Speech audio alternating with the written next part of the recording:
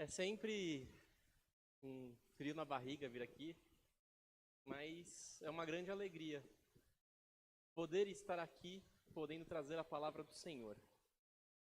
E antes de iniciarmos, eu gostaria de pedir aos irmãos que abaixem suas cabeças. Nós vamos ter um momento de oração. Querido Deus, eterno Pai, estamos aqui diante de Ti para lhe agradecer, Senhor. E agradecer pelas nossas irmãs aqui da União Feminina, que tem sido bênção na igreja, tem sido bênção na obra do Senhor, tem sido bênção na nossa vida, na vida dos irmãos da igreja também. São mulheres auxiliadoras, ajudadoras, mulheres que seguem os caminhos da mulher de Provérbios, Senhor. E lhe pedimos para que o Senhor abençoe a vida de cada uma delas neste dia, e que venhamos a comemorar muitos outros anos mais de aniversário da União Feminina, se Jesus não vier a voltar antes.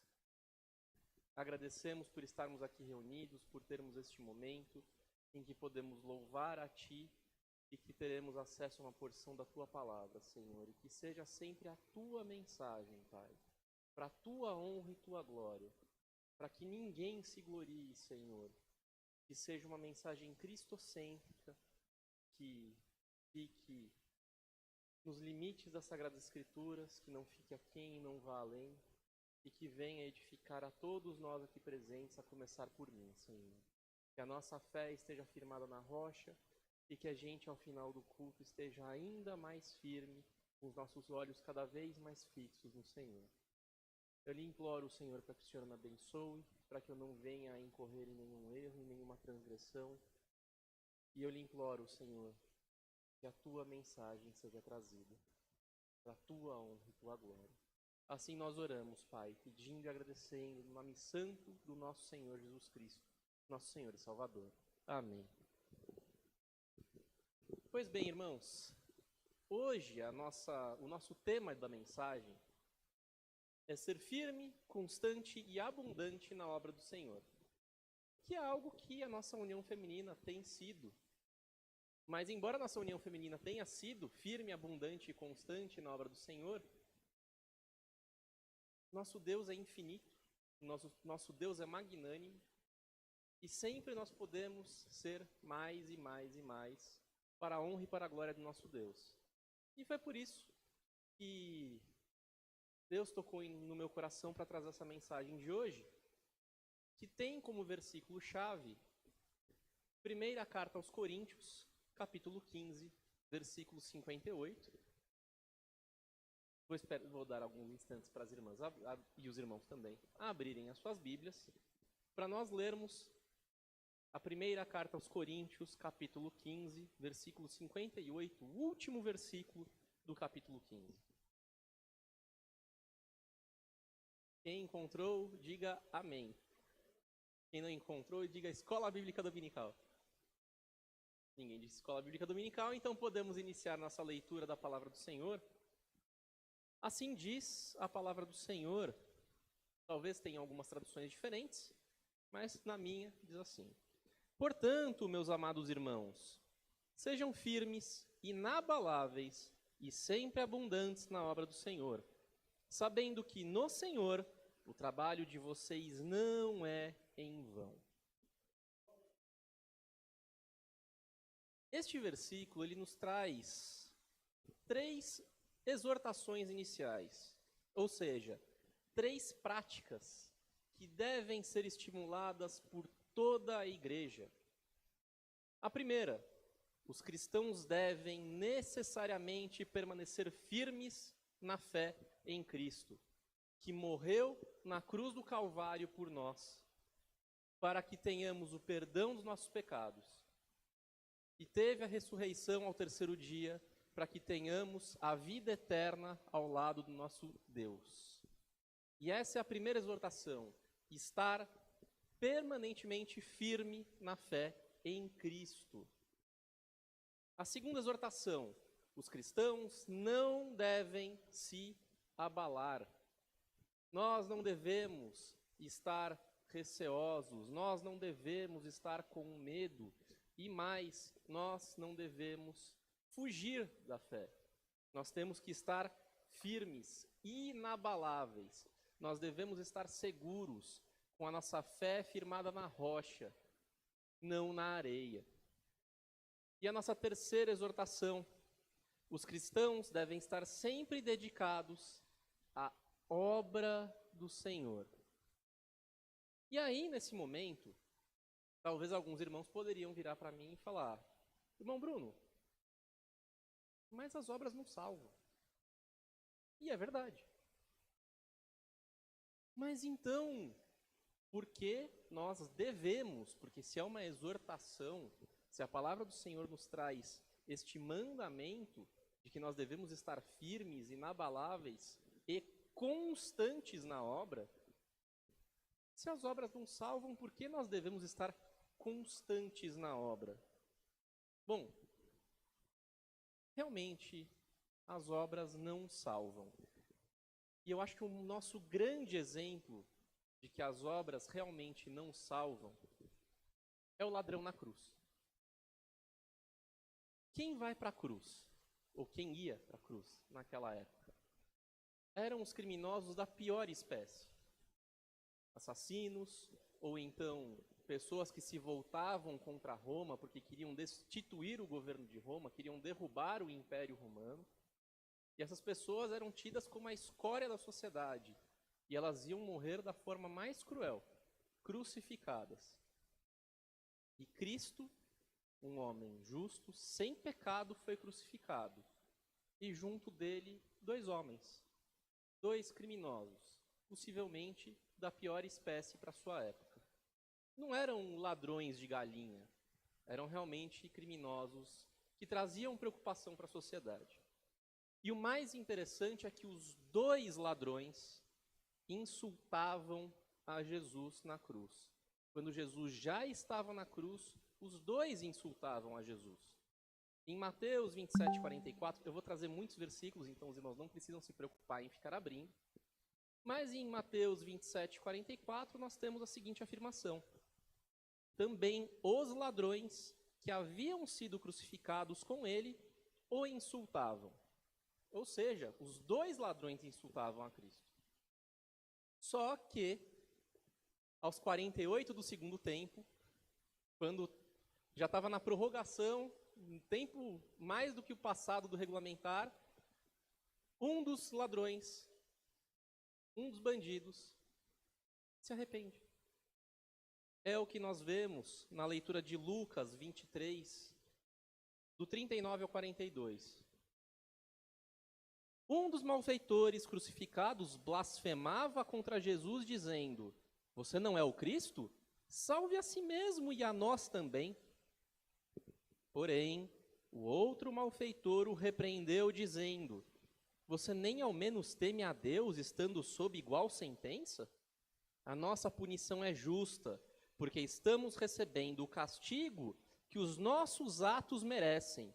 Mas este homem não fez mal nenhum. E acrescentou: Jesus, lembre-se de mim quando você vier no seu reino. Este é o momento de arrependimento. Este é o momento em que ele reconhece os seus pecados e que ele pede a Jesus para que Jesus lembre dele. E nesse momento, a gente percebe uma coisa: este bandido, este ladrão, não tinha como praticar boas obras, porque suas mãos estavam pregadas na cruz. Este bandido também não tinha como andar sobre as veredas da justiça, porque seus pés estavam igualmente pregados na cruz. Mas, mesmo sem poder praticar boas obras e sem poder andar nas veredas da justiça, ele foi salvo. Porque em Lucas, no mesmo capítulo 23, no capítulo 23, no versículo 43, Jesus lhe respondeu: em verdade lhe digo que hoje você estará comigo no paraíso. Este bandido na cruz, ele teve fé.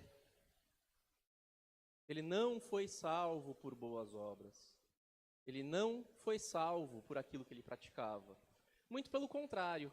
Se fosse pelas práticas, não só aquele bandido, como todos nós teríamos como nossa sentença a perdição, a condenação eterna. Mas a fé nos traz a salvação. A fé em Cristo Jesus, que é o que diz em Efésios, capítulo 2, versículos 8 e 9. Porque pela graça vocês são salvos mediante a fé. E isto não vem de vocês, é dom de Deus, não de obras, para que ninguém se glorie.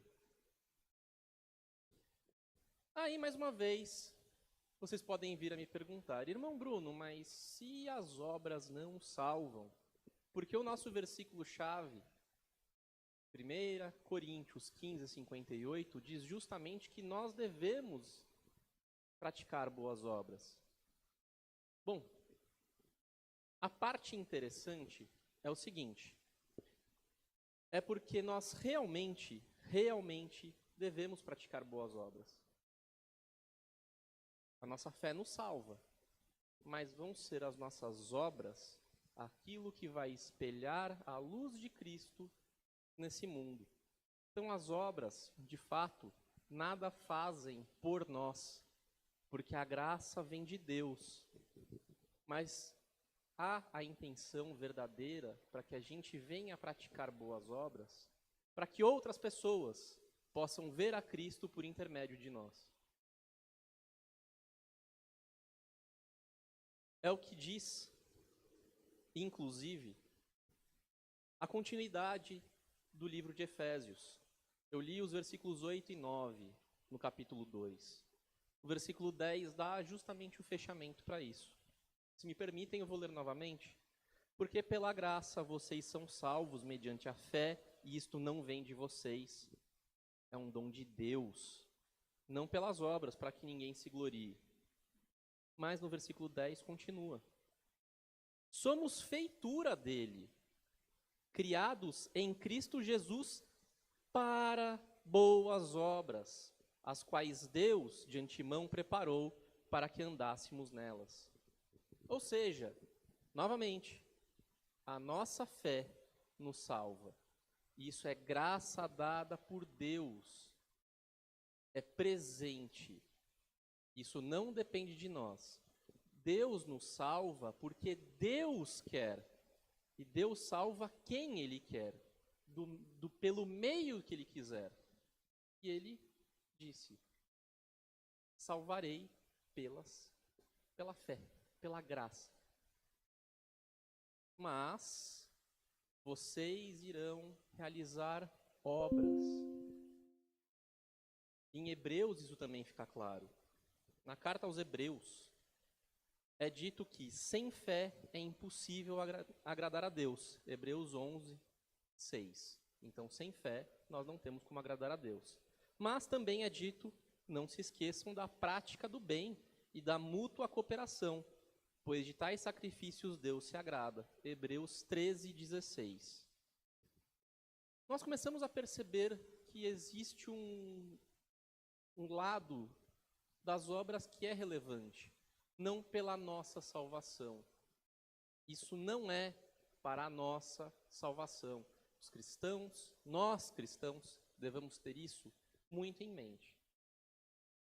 E eu estou repetindo isso reiteradamente, porque existem grupos religiosos que dizem que as obras salvam. Existem grupos religiosos que dizem que se você não tiver fé, com boas obras você pode ir para uma região intermediária para cumprir penitência e pagar pelos seus pecados. Ou seja, obras. Existem grupos religiosos que dizem que as obras garantem que você vá para a eternidade ao lado de Deus. Não. A palavra do Senhor nos diz que é a fé que nos traz a salvação. Mas, até o momento, a gente consegue perceber que as obras são importantes, sim, não para nós, para outras pessoas. Aí, uma vez mais, os irmãos poderiam me perguntar, irmão Bruno, mas as obras não são imundícia? Sim, com certeza. Se nós olharmos o livro de Isaías, nós temos isso. Principalmente o capítulo 64, os versículos 5 e 6. A parte final do versículo 5 e a parte inicial do versículo 6, que diz o seguinte: por muito tempo temos pecado, como então seremos salvos? Todos nós somos como o imundo, e todas as nossas justiças são como o trapo de imundícia. Nós percebemos aqui que o profeta Isaías, ele diz exatamente que as obras não salvam. Ele se pergunta, como vamos nos salvar? Ele faz essa pergunta reflexiva. E depois ele disse, a nossa justiça é como o trapo de imundícia, porque nós somos imundos. Se nós somos imundos, como nós vamos nos salvar? O que é sujo não pode limpar outro sujo. Por isso que a gente precisa do limpo. E Cristo é limpo. E a nossa fé tem que estar em Cristo. Só que esse versículo ele é muito interessante porque ele é uma crítica bastante acentuada naquelas pessoas que realmente acreditam que a salvação vem pelas obras. Então, se nós olharmos bem, Isaías não está dizendo para não praticarmos boas obras. Isaías está dizendo que nós vamos ser salvos pela fé, porque as boas obras não salvam. Isso é uma crítica a quem considera que a obra é a salvação. E Jesus fez essa mesmíssima crítica em Mateus capítulo 23, versículo 27.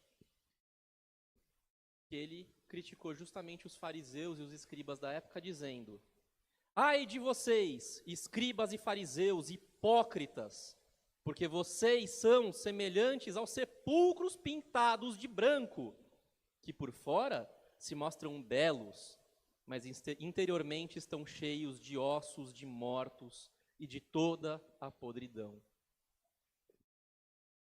O que a gente começa a perceber é que tudo depende de onde está voltado o nosso coração. Se o nosso coração estiver voltado para as obras, pensando, não, eu preciso agir de maneira boa, claro que você precisa agir de maneira boa. De nada adianta você se dizer convertido e sair fazendo das mais diversas atrocidades lá fora. Mas se o seu coração estiver em você, você está colocando a sua salvação em você, não em Cristo. E você não se salva, eu não me salvo, nós não nos salvamos por nossas obras, por nossas justiças, até porque nós não somos justos. A fé, sim, vai nos salvar. Mas isso não afasta o fato de que nós devemos fazer obras. Não para a nossa justiça, mas pedindo a Deus de que elas sejam usadas como meio para que outras pessoas venham para o caminho do Senhor. De que parentes nossos que estejam, ainda não conheçam a Cristo ou estejam desviados do caminho, vejam em nós a imagem de Cristo. Vejam em nós luzeiros. Não adianta nada a gente ser o cristão Zeca Pagodinho, que fica no lema, deixa a vida me levar, a vida leva eu. Isso não vai adiantar. O cristão Zeca Pagodinho não é, até porque o Zeca Pagodinho nem cristão é, né? Mas é só uma acepção pela frase. Você não pode tomar esse lema para a sua vida, deixa a vida me levar. Também não dá para ser a cristã Gabriela.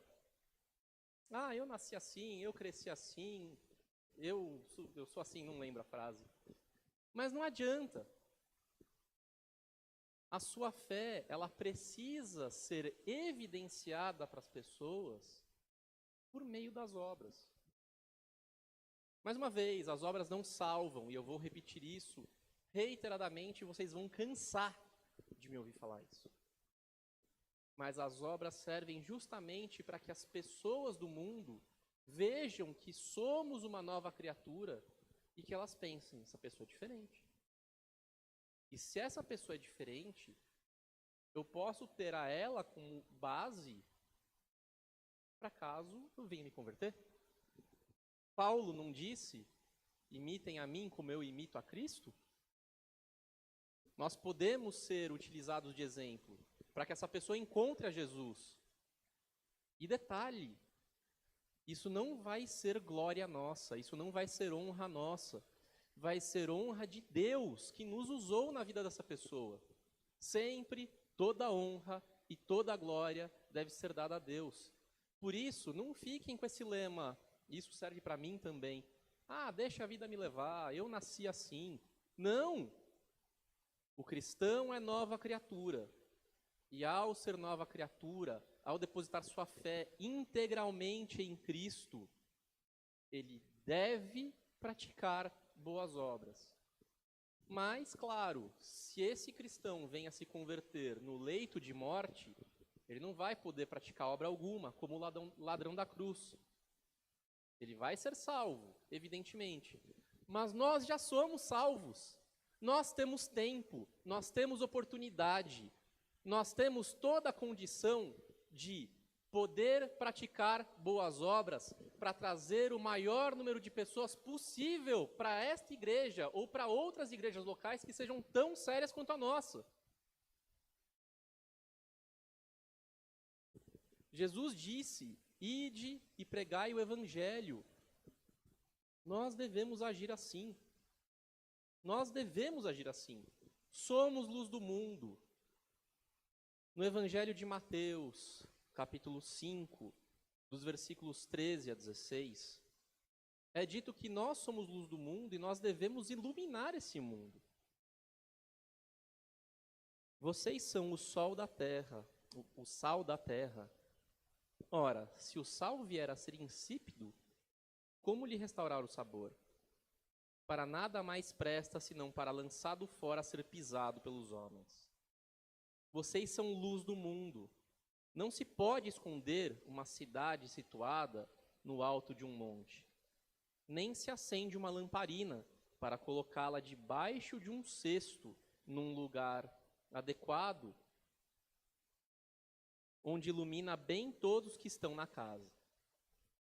Assim, brilhe também a luz de vocês diante dos outros, para que vejam as boas obras que vocês fazem e glorifiquem o Pai de vocês que está nos céus.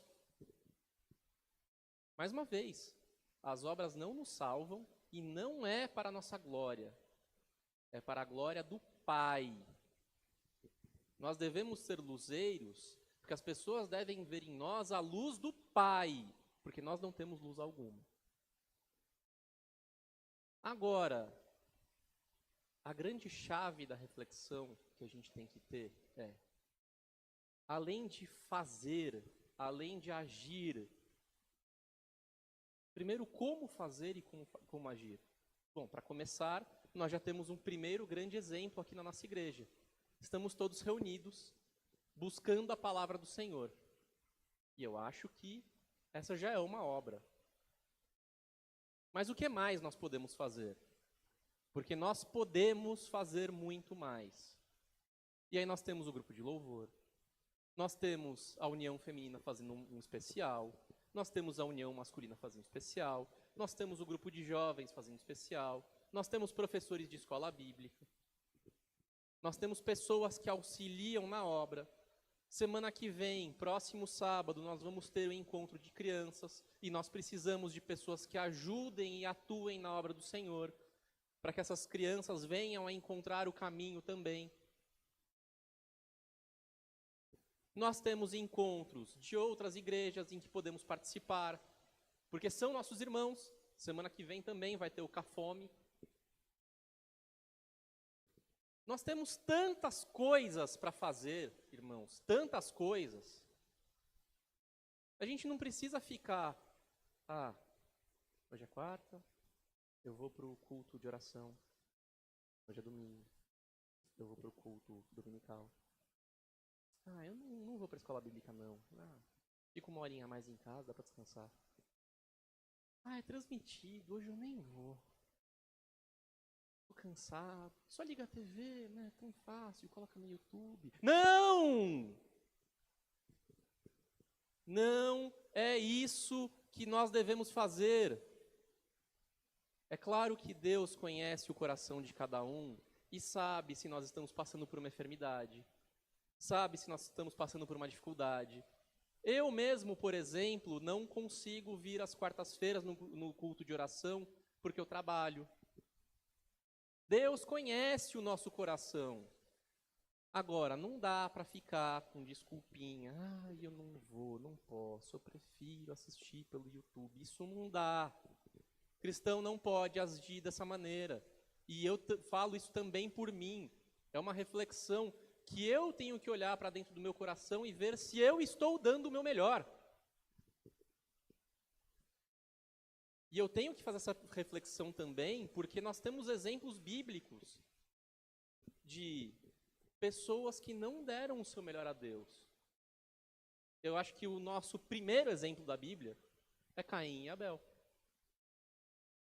Em Gênesis, capítulo 4, dos versículos 3 a 7, diz exatamente o seguinte: aconteceu que, ao fim de um certo tempo, Caim trouxe do fruto da terra uma oferta ao Senhor.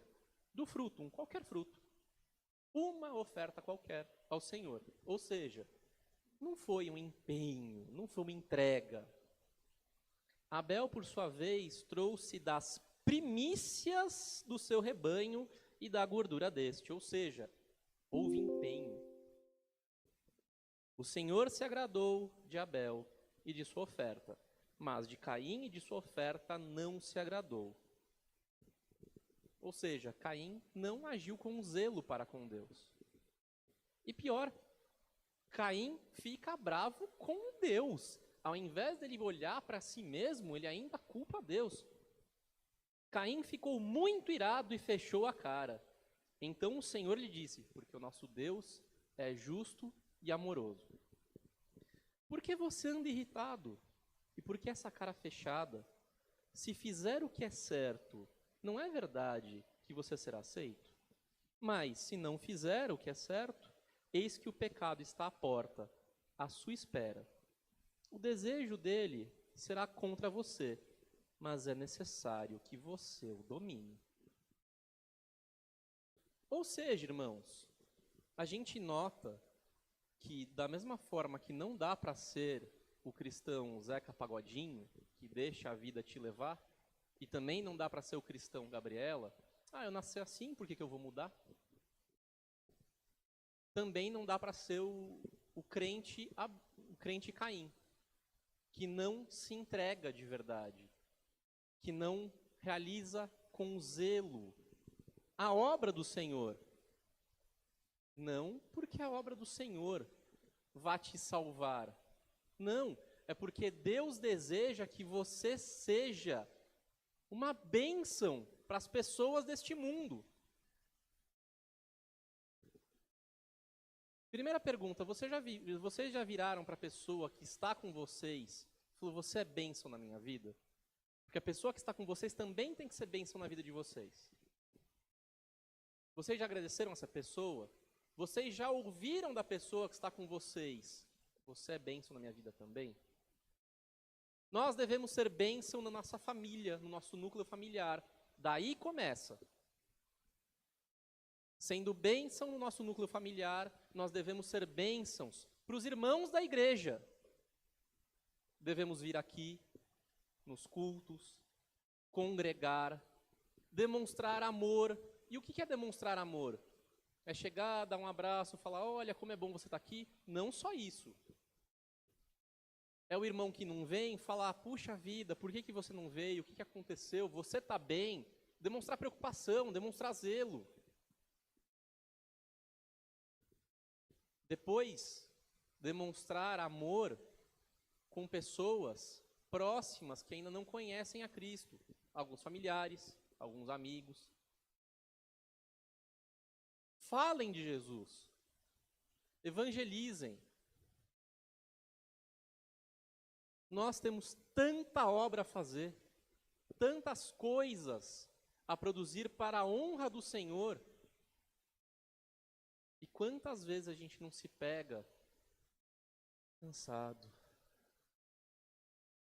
Mole. Eu mesmo, várias vezes. Eu digo que várias vezes eu acordei, vou tomar banho e trabalhar, não dá tempo de ler a Bíblia. Aí eu lembro da imagem que o pastor mandou no grupo do WhatsApp da igreja essa semana. Se você está correndo, mas não tem tempo para Deus, você está correndo para o lado errado. Isso vale para mim. É uma reflexão que vale para mim. Quantas vezes eu fui desidioso? Quantas vezes eu agi com o corpo mole? Quantas vezes eu dei desculpa? Várias.